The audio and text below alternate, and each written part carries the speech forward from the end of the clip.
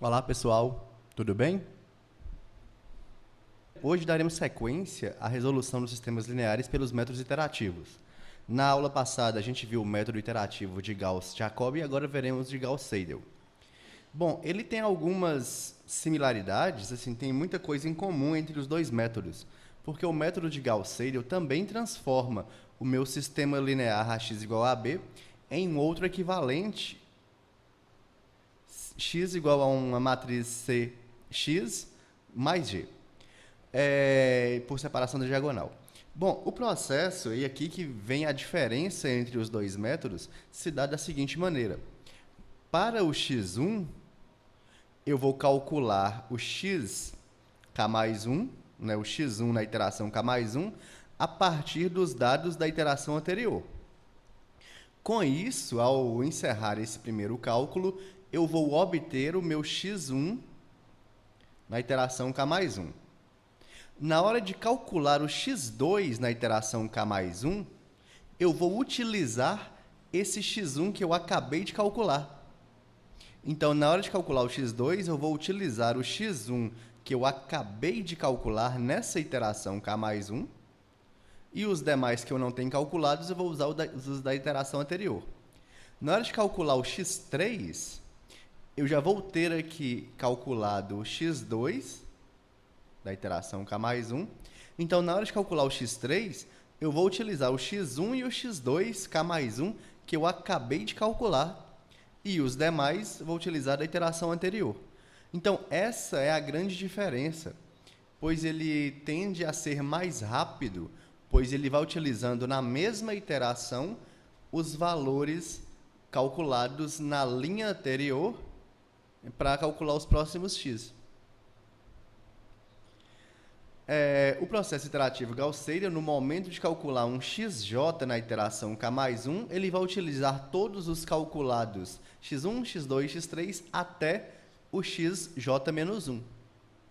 E para os demais, os que não têm, de j mais 1 até n, são os, né, da iteração anterior. Aqui tem um exemplo. Então, vamos resolver o sistema linear pelo método de Gauss-Seidel, com o chute inicial sendo 0, 0, 0, e a precisão 5 vezes 10 elevado a menos 2, então 0,05. Então, temos aqui o nosso sistema linear, 3 equações, 3 incógnitas. O processo iterativo vai ser o seguinte: na primeira equação eu isolo o x1, na segunda equação eu isolo o x2, na terceira equação eu isolo o x3. Para o x1, que é o primeiro elemento aqui, eu vou sempre utilizar na iteração, na hora de encontrar o x1 na iteração k mais 1, eu vou utilizar o x2 e o x3 calculados na iteração anterior. Mas para o x2, por exemplo, após eu calcular o x1, eu vou calcular o meu x2 baseado no x1 k mais 1, que eu acabei de calcular, e o x3 da iteração anterior. E para calcular o x3, eu vou utilizar tanto o x1 quanto o x2 da iteração atual, k mais 1, que são os valores que eu acabei de calcular nas linhas acima. Bom, vamos ver como ficaria isso. Então, no meu k igual a 0, o que eu teria aqui? Então, as minhas... Aqui vai ser o meu processo iterativo. Meu chute inicial foram esses três aqui, né? x1, x2, x3, os três sendo 0. Então, nessa primeira iteração, no meu k igual a 0, todos esses... Na verdade, esses não. Esses dois aqui, eles vão ser 0. E esse aqui também vai ser 0, que são x1, x2 e x3 do chute inicial. Então, vamos ver como fica aqui. O meu x1, a gente já sabe que vai ser 1, pois esses dois termos são 0. Chegamos no x1 igual a 1. Na hora de calcular o x2, a gente vai ter 1,5 menos 0,75 vezes o x1 que eu acabei de calcular, que eu obtive 1. Então, fica 1,5 menos 0,75 vezes 1.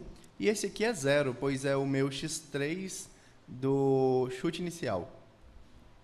Então, temos aqui 0,75. E na hora de calcular o x3, eu vou utilizar o 1, que eu obtive, e o 0,75, que foram o x1 e x2. Então, aqui vai ser o 1 e aqui vai ser o 0,75. Então, com isso, calculando o x1, x2 e x3, eu tenho aqui o meu vetor x da iteração 1.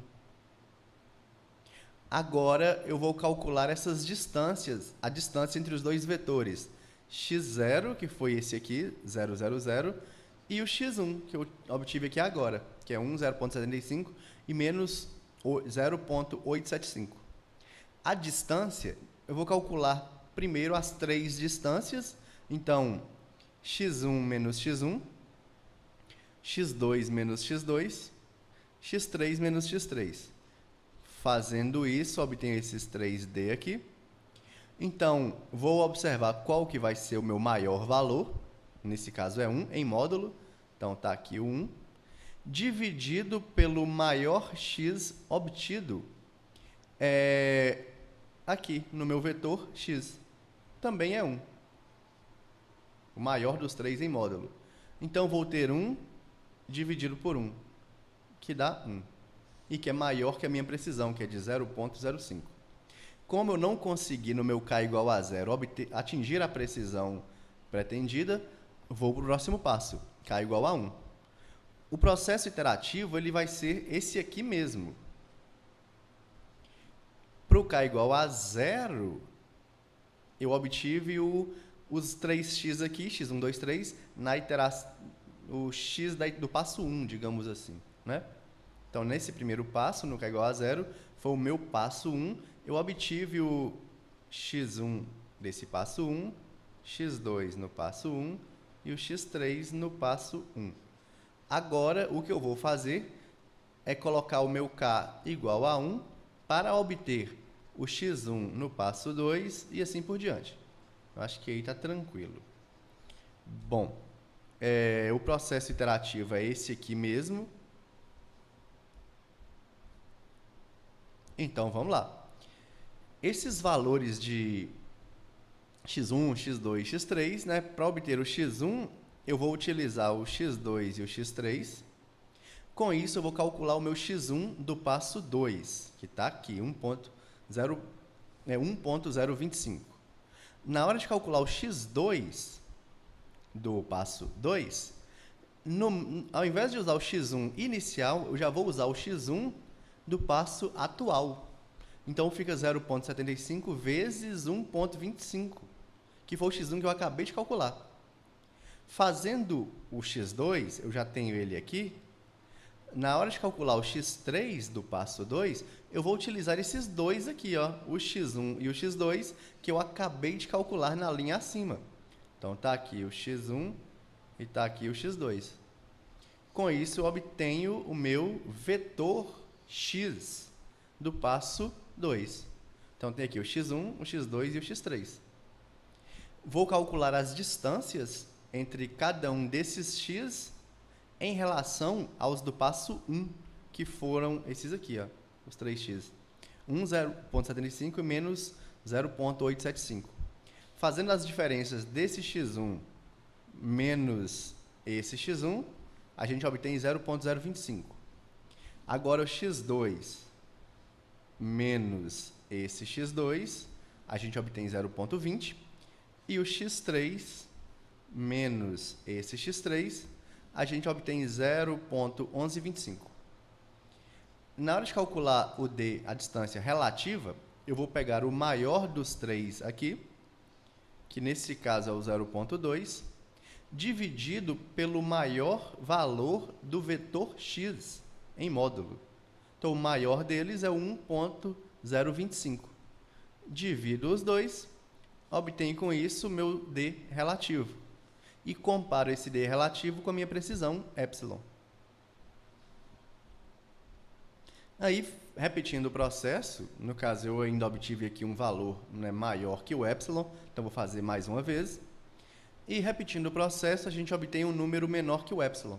Então, com isso, a gente tem aqui o vetor, que é uma aproximação para o meu sistema linear.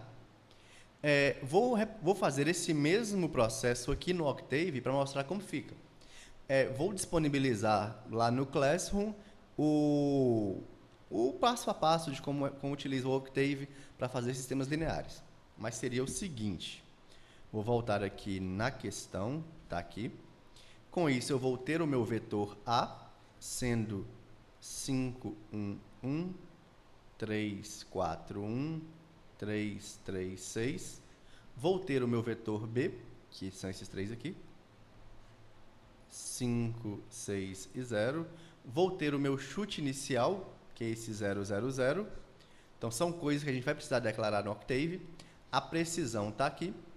E a gente viu que precisou de 3 passos. Então, eu vou colocar, até para ter uma margem de segurança, vou colocar alguns passos a mais no Octave. Então, provavelmente não vai precisar de utilizar esses passos a mais. Mas vou deixar por segurança. Então, vamos lá. No Octave, eu já fiz aqui a implementação do Gauss-Seidel.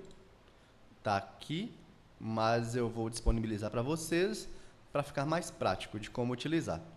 O n é o tamanho, a dimensão da matriz. Então, assim, logo de cara, a minha variável de saída vai ser x. Então, nesse return aqui, ele vai me trazer o vetor x.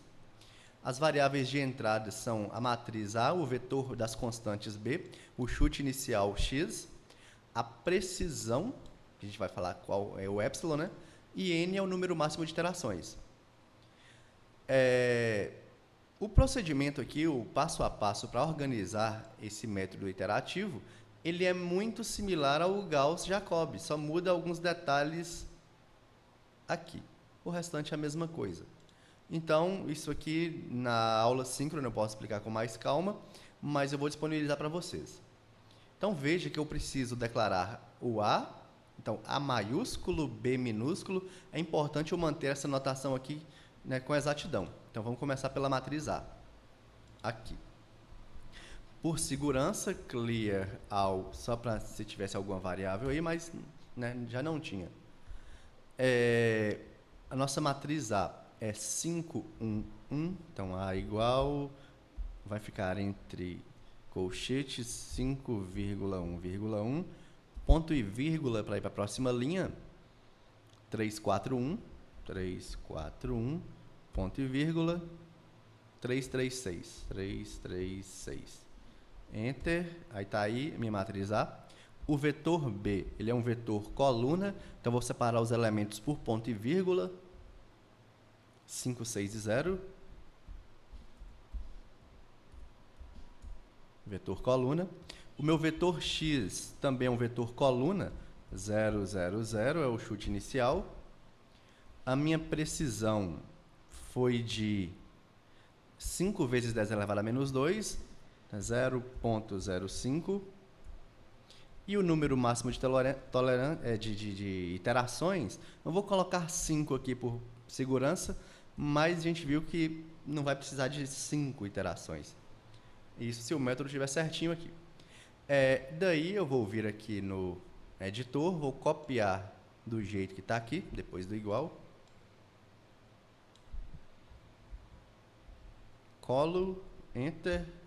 Então ele calculou para mim. Vocês vão observar que ele me deu na iteração 1 os elementos x1, x2, x3 e o valor do d. Então eu já coloquei ele para calcular também o d e já falar para mim quanto vale o d nessa primeira iteração. Na iteração 2, ele calculou os 3x de novo, x1, x2, x3, e o valor do d. E na iteração 3, de novo. Então, nessa iteração 3, ele obteve um valor de d menor do que o 0,05. Por isso, ele parou e me deu aqui a resposta, o vetor x, que foi exatamente o que a gente encontrou aqui, nesse vetor x. Aqui. Certo? Então, observando os dados, 1.0075, 0.9913, então provavelmente algum erro aqui de arredondamento, mas né, a precisão está muito boa. E 0.9994, aqui está 3, também algum erro aí de arredondamento, mas né, ainda assim está dentro do que a gente precisa. Então, lá foi a utilização do Octave. O esquema iterativo desse método, ele pode ser escrito na forma matricial da seguinte maneira. Eu vou pegar a matriz A e vou dividi-la em 3. Então, a gente vai ter o lado esquerdo dela, vamos ter a diagonal aqui, e o lado direito dela. No caso, a L é uma matriz triangular inferior com diagonal nula, a R é uma matriz triangular superior com a diagonal nula, e a D é a matriz diagonal, onde os elementos não podem ser zero. Isso porque, na hora de fazer o processo iterativo, a gente... Quer ver?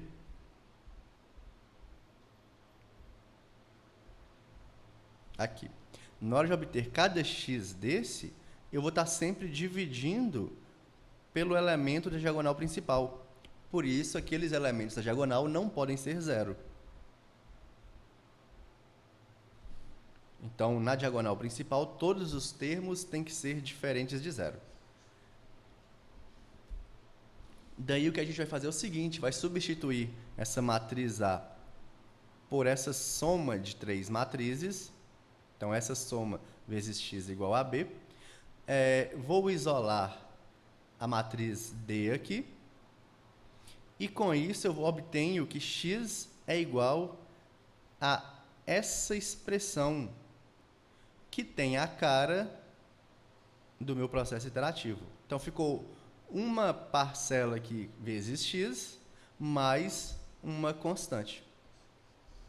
Então, aqui é o processo iterativo, de como ele funciona nesse método de Gauss-Seidel. Então, em cada passo desse, eu vou obter a minha matriz esquerda, a minha matriz direita, e aqui está o resumo do método de Gauss-Seidel. Então, aqui no caso já está bem tranquilo mesmo, bem resumido.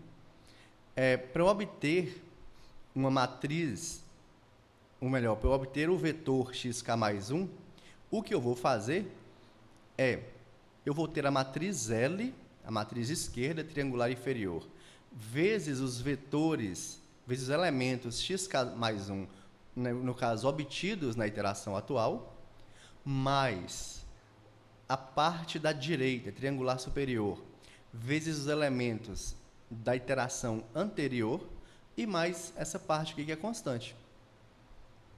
Então, isso aqui é como se fosse um esquema resumido do método iterativo de Gauss-Seidel. Uma parte da matriz, uma parte dos cálculos são utilizados no próprio xk mais 1, então, ou seja, na medida que eu vou obtendo esses xk mais 1, eu vou utilizando nas linhas abaixo. Uma parte a gente não consegue utilizar, porque seria o que ainda não foi calculado, e tem a parte que é constante. Bom, agora aqui a gente vai falar sobre o estudo da convergência desse método de Gauss-Seidel. A gente vai ver 2 critérios. O que já viu no Gauss-Jacobi, que é aquele critério das linhas, mas também um novo, que chama critério de Sassenfeld. Esse aqui é exclusivo do método de Gauss-Seidel. Bom, critério de Sassenfeld. Então, seja o x asterisco aqui a solução exata do sistema linear.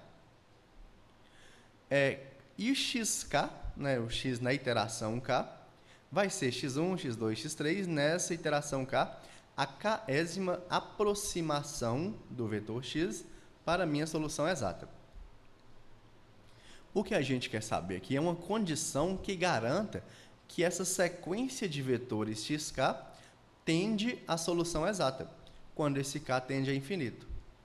Ou seja, que o limite do erro aí, dos elementos i, tende a zero, onde esse erro aqui, esse e aqui, seria dado, no caso o i, é dado pelo xi menos a solução exata. Ou seja, para cada elemento x desse, a diferença entre o aproximado e o exato, eu quero que essa diferença tenda a zero, na medida em que o k tende a infinito. Seria isso, ou seja, tornar os vetores x, k e o x asterisco tão próximos quanto se queira. Bom, agora vamos trabalhar com os erros aqui. Então, o erro do vetor x1, digamos assim, então o elemento é 1 aqui, vai ser dado com... Aqui está exatamente o processo de Gauss-Seidel, onde no primeiro elemento não tem nenhum calculado na iteração atual, então eu vou utilizar A1 vezes E2 na iteração anterior, o A13 vezes E3 da iteração anterior e assim por diante. Já para o E2, ou seja, para a segunda linha, eu já vou ter calculado aqui o meu E1 na iteração K mais 1. Então, eu vou utilizá-lo aqui. Já no E3, como eu teria 2 calculados, eu utilizaria esses 2 da iteração atual. E, por fim, no último aqui, né, a gente vai ter praticamente todos os anteriores ao N aqui já calculados. Então, nesse último, a gente utiliza o K mais 1 em todos, indo até o N-1. Daí, eu vou chamar de E maiúsculo, Ezão, sei lá, o maior elemento desses Es aqui. Então, vou tomar esse E da iteração K como o maior elemento do vetor E. Bom, e seja aqui o beta, no caso eu vou definir aqui o beta 1, primeiramente, e do 2 até o N eu vou definir o beta I aqui com essa fórmula. O que essa fórmula está falando para mim? Então, no meu beta 1, eu vou fazer o somatório, esse símbolo aqui, né, sigma, somatório, desse J indo de 2 até N, esse J aqui está representando a coluna do elemento A. Então, o que eu vou ter, já que é de 2 até N, significa que o elemento A11 não está aqui no meio, que o J começa no 2. Já esse A1, que é um termo da diagonal principal, está aqui no denominador. Então, o meu beta 1, ele é dado da seguinte maneira. O elemento da diagonal principal da linha 1 vai estar aqui embaixo, e todos os outros elementos da linha 1, que não estão na diagonal principal, vão estar somados aqui no numerador. Então, quem são eles? O A12, o A13, assim por diante, até o A1N. Então, esse somatório dividido pelo elemento da diagonal principal, que é o A11, vai me gerar o beta 1. Para o beta 2, o que eu vou fazer é o seguinte: o meu denominador agora é o elemento da diagonal principal, então A22. Os elementos que estão à esquerda do A22, então nesse caso é só o A21, linha 2, coluna 1, eles vão ser multiplicados, no caso ele é apenas, pelos betas calculados. Então, como assim? Eu vou ter no primeiro elemento beta 1 vezes A11. Os demais, o 22 já está aqui embaixo, né? Do 1, não, desculpa, pessoal. É linha 2, coluna 1.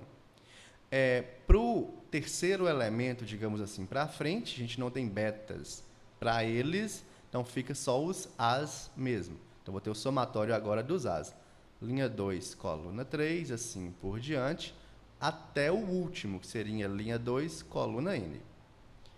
Para o beta 3, então, para os elementos 1 e 2, eu já tenho os betas calculados. O denominador aqui no beta 3 vai ser o elemento da diagonal principal, 3, 3. Então, para os dois primeiros elementos, para o A31 e para o A32, eu vou ter os betas para multiplicar por eles. Então, seria beta 1 vezes A31 mais beta 2 vezes A32, mais o A33 está aqui embaixo. Agora, todos os próximos não vão ser multiplicados por betas. Então, seria o A34 até o último, que é o A3N. Então, isso que eu estou representando é exatamente o que está aqui, ó. Cada beta I desse aqui, para o I sendo um número 2, 3 até N, a gente vai ter o seguinte: para a minha coluna, que vai de 1 até o I menos 1, ou seja, até o anterior a esse número aqui, eu vou ter cada beta calculado, no caso, para cada A desse aqui, eu vou ter um beta, respectivamente, igual eu mostrei aqui, o beta 3 ficou, acho que mais claro. E já para a minha coluna sendo J igual a I mais 1 em diante, o que eu vou ter é o seguinte: é só o A mesmo, sem o beta multiplicando por ele. E isso dividindo pelo termo da diagonal principal. Então, eu vou ter dois somatórios, uma parte que está à esquerda do termo da diagonal principal. O que está à esquerda tem os betas para multiplicar por eles, calculados nas linhas anteriores, e os que estão à direita da diagonal principal não tem beta para multiplicar por ele. Então, com isso, eu vou calcular cada beta desse. O que eu quero, na verdade, é que aquele aqui passado tenda a zero, de forma que o meu vetor xk vai se aproximando cada vez mais da solução exata. Quanto à demonstração dessa parte, tem lá no livro mesmo, na página 172, tem toda a demonstração. Então, acho que se eu fosse mostrar aqui, acabaria tomando muito tempo. E agora que vem o critério mesmo da convergência. Após calcular todos os betas, beta 1, beta 2, beta K, assim por diante, beta J, cada beta desse, o que eu vou fazer é o seguinte: eu vou chamar de beta, no caso, sem nenhum índice aqui embaixo, como o maior elemento dos beta J's que eu calculei aqui. Então, eu vou calcular cada um dos beta desse e vou chamar de beta o maior deles. Se ele for menor que 1, então está garantida a convergência do método de Gauss-Seidel. No caso de não obter esse beta menor que 1, não significa que não vai convergir, não é isso. Significa que a gente não pode garantir que vai convergir pelo critério de Sassenfeld. Desculpa, pelo método de Gauss-Seidel. Então, esse critério de Sassenfeld, ele serve para a gente ter a garantia de convergência ou não. Aqui tem um exemplo. Então, como eu faço para calcular cada beta desse? Para o beta 1, o termo da diagonal principal está aqui, é 1, certo? O A11. Então, vou somar todos os outros em módulo. Então, os negativos aqui, a gente toma módulo dele. Soma todos, divide pelo termo da diagonal principal, obtém esse número. Esse beta 1, eu vou utilizá-lo para calcular o beta 2. No beta 2, meu denominador é o termo da diagonal principal, que é o 1. O que está à esquerda vai ser multiplicado pelo beta, no caso, é o elemento da primeira coluna, vou multiplicar pelo beta 1. Então, fica 0,2 vezes 0,7, mais, aí o beta, o 1 aqui, né, já está no denominador, e todos os próximos eu vou somar em módulo. Então, o negativo aqui eu desconsidero esses sinais. Então, estão aqui as somas, calculei o meu beta 2, 0,44. Para calcular o beta 3, o meu denominador vai ser o coeficiente do x3, então é 1. E já no numerador, o que eu vou ter é o seguinte: os elementos à esquerda do x3 vão ser multiplicados pelos betas 1 e 2, então está aqui e está aqui, e o que está à direita não vai ter beta para multiplicá-lo. Faço essas multiplicações, somatório, divide por 1, está aqui o meu beta 3. E, por fim, o último aqui, né, nesse caso, o beta 4, eu vou pegar beta 1 vezes esse, beta 2 vezes esse, beta 3 vezes esse. e dividido pelo 1, esse somatório dividido por 1. Com isso, tem esses valores. Meu beta, no caso sem o índice, ele vai ser o maior elemento que eu obtive nesses 4 betas que eu calculei. O maior dele é o 0,7. E verifico se esse 0,7 é maior ou menor que 1. Então, nesse caso, é menor que 1. Então, do jeito que esse sistema está escrito, dessa forma aqui, está garantida a convergência pelo método de Gauss-Seidel, pois o critério de Sassenfeld foi atendido. Aqui tem um exemplo B, onde, se a gente olhar essa disposição do jeito que está aqui, o beta 1, por exemplo, o que eu vou fazer? Vou olhar o termo da diagonal principal, vai ser o denominador, e vou somar os outros para ser o numerador. Então, fica 1 mais 3. 1 mais 3 dividido por 2 dá 2, é maior que 1. Então, dessa forma aqui, o critério de Sassenfeld não foi satisfeito. Porém, se eu trocar linhas, a 1 e a 3, por exemplo, eu consigo, veja aqui, o meu beta 1 vai ser, o meu denominador é 1, meu numerador é o somatório dos outros termos, então fica 3, 3 dividido por 1. Então, desse jeito, também não satisfez o critério de Sassenfeld. Mas aí eu vou fazer mais uma troca. Eu vou trocar agora as colunas 1 e 3. Quando eu troco colunas, eu tenho que trocar as colunas em todas as equações. Então, o meu x1 e o meu x3, eles vão trocar de lugar. Então, ficou x3 no início, x1 no final. Dessa forma aqui, agora, com essa disposição, o critério de Sassenfeld está satisfeito. Veja bem, do jeito que está aqui, como eu posso dizer, sem fazer contas, a gente só consegue verificar o beta 1, que o elemento da diagonal principal é o 3, então o somatório dos outros vai dar só 1, dividido por 3 dá 1/3. Para calcular o beta 2, eu vou ver quem é o termo da diagonal principal, nesse caso é 1, então vai ter meu denominador sendo 1, e daí eu vou somar os termos, no caso tem o 1 aqui e 0 aqui. Como esse elemento do x3 está à esquerda agora do x2, que é o da diagonal principal, eu vou multiplicá-lo pelo beta 1. Então, fica 1 vezes 1/3, mais 0, não precisa, dividido por 3, dá 1/3.